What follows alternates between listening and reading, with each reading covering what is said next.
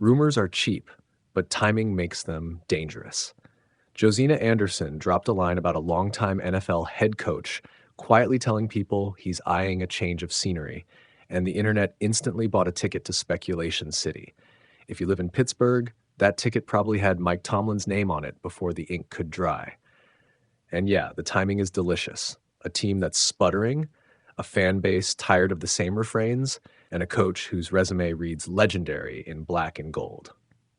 Let's be blunt. Tomlin is both the least and most likely candidate to walk out the door. Least likely because he's a pillar. 18 seasons, a Super Bowl, never had a losing year. That kind of tenure breeds institutional trust and a contract that makes sudden exits rare. Most likely because people are human. Stale routines, pressure, and the unique fatigue that comes from staying in one place while expectations pile up can make even the most legendary coaches consider a reset. Josina didn't name names, but context does a lot of work. Tomlin checks the long-time box, and he's coaching in a city that's loud enough to make any coach think twice. How serious is considering a change of scenery? There's a spectrum. On one end is a wistful private musing. Maybe it'd be nice to try something new someday. On the other end is active campaigning, callers, meetings, and tangible plans to leave. Until we see deeds, it's smoke, not flame. But smoke matters because it forces institutions to react. Owners notice, agents notice, media run with narratives that can become self-fulfilling. If you're a team executive, a whispered "he wants out" becomes a strategic variable. You either preemptively plan for rotation or you double down on supporting your coach publicly to calm the room. Why would Tomlin want out? The list isn't glamorous. Pressure to win, a sense of diminishing returns, or simply the itch for a new chapter. 18 years in one place is a rare human experiment. The daily grind of the NFL, 24/7 season, media, travel, and constant roster puzzles, takes a toll. Even the greatest coaches sometimes want fresh air. If Tomlin is privately thinking about it, it doesn't necessarily mean betrayal. It could mean he's evaluating legacy, family time, or a new professional challenge on his own terms. Now the organizational consequences.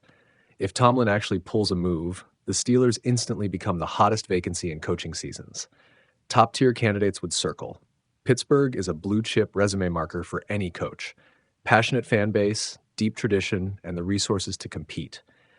But it's also the harshest room to lose in. Expectations there are uniquely unforgiving. A Tomlin exit would set off a market ripple. Assistant coaches get interviews, coordinators get promoted, and teams in need of leadership start reordering their offseason math. There's a counterpoint worth noting for fans who want change. Continuity matters. The Steelers have been a model of stability for decades. Tomlin's tenure brought a certain baseline of competence and identity. Replace Tomlin and hope the next guy is better is a romantic thought in the bar after a loss. It's a risky, expensive proposition when ownership actually signs the checks. Coaching changes fix some problems and create others. Culture resets, scheme overhauls, and roster fits are expensive and never guaranteed. If you're looking for a playbook of what the Steelers should do next week, the first rule is simple. Results quiet rumors. Win a few games, and the conversation cools. Owners and execs are pragmatic. They want stability that produces wins.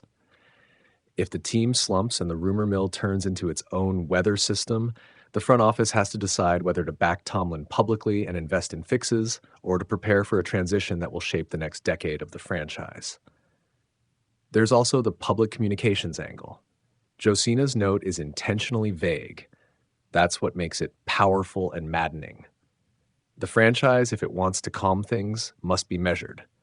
Deny what's false without sounding defensive, and offer a show of alignment without over-promising.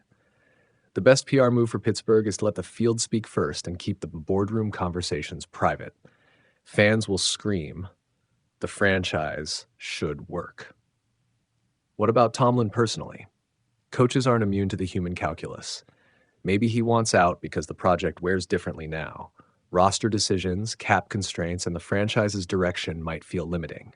Or maybe he told trusted friends he's open to new challenges in the future. Either way, if this is real, the story is as much about a man weighing his professional life as it is about a team. That's worth remembering in the roar of hot takes. Finally, here's the real takeaway. Rumors about long-tenured coaches considering change are not new. They happen when seasons are ugly and the temperature of fandom is high. The difference this time is context. Tomlin's name carries weight. Whether the rumor becomes a headline depends on what happens next on the scoreboard and what decisions leaders make behind closed doors. For now, treat the report as a flare in the night. It signals something, maybe restlessness, maybe nothing, but it doesn't mandate action.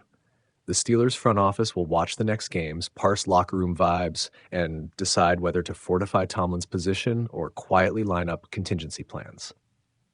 Fans should watch the tape and judge the team's play before handing in their resumes for a coaching search. Drama is fun, solutions are work.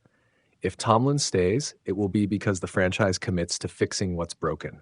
If he goes, Pittsburgh will face a generational hiring decision. Either way, the next few weeks will tell us which story we were really living through, a passing storm of whispers or the start of a real change.